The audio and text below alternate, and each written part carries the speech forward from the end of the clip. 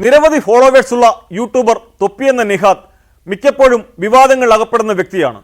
എറണാകുളം തമ്മനത്തെ ഫ്ളാറ്റിൽ നിന്നും MDMA പിടികൂടിയ കേസിൽ നിഹാദിനെ ചോദ്യം ചെയ്യാൻ ഒരുങ്ങുകയാണ് പോലീസ്.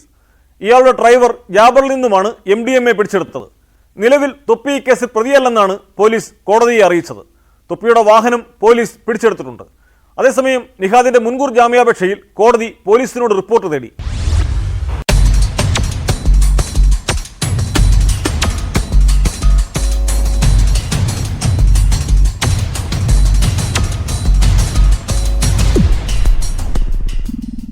എറണാകുളം തമ്മനത്തെ ഫ്ളാറ്റിൽ നിന്നും MDMA പിടികൂടിയ കേസിൽ അറസ്റ്റ് ഭയന്ന് മുൻകൂർ ജാമ്യാപേക്ഷയുമായി തൊപ്പി എറണാകുളം പ്രിൻസിപ്പൽ സെഷൻസ് കോടതിയെ സമീപിച്ചിരുന്നു.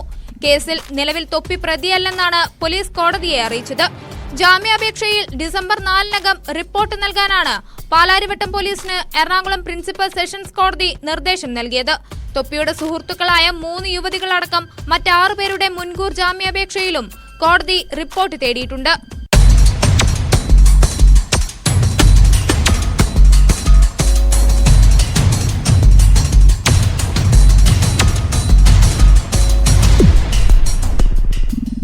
തൊപ്പി എന്നറിയപ്പെടുന്ന യൂട്യൂബർ നിഹാദിന്റെ ഡ്രൈവർ ജാബിറിൽ നിന്നുമാണ് MDMA പിടിച്ചെടുത്തത്.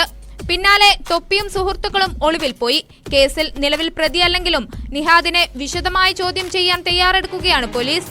ഡ്രൈവർക്കൊപ്പം നിഹാദും ലഹരി ഇടപാടിൽ ഉൾപ്പെട്ടിട്ടുണ്ടോ എന്ന് പരിശോധിക്കും. ലഹരി കേസുമായി ബന്ധപ്പെട്ട് തൊപ്പിയുടെ വാഹനം പോലീസ് പിടിച്ചെടുത്തിട്ടുണ്ട്. തൊപ്പിയുടെ മുൻകൂർ ജാമ്യാപേക്ഷ കോടതി ഡിസംബർ 4-ന് പരിഗണിക്കും.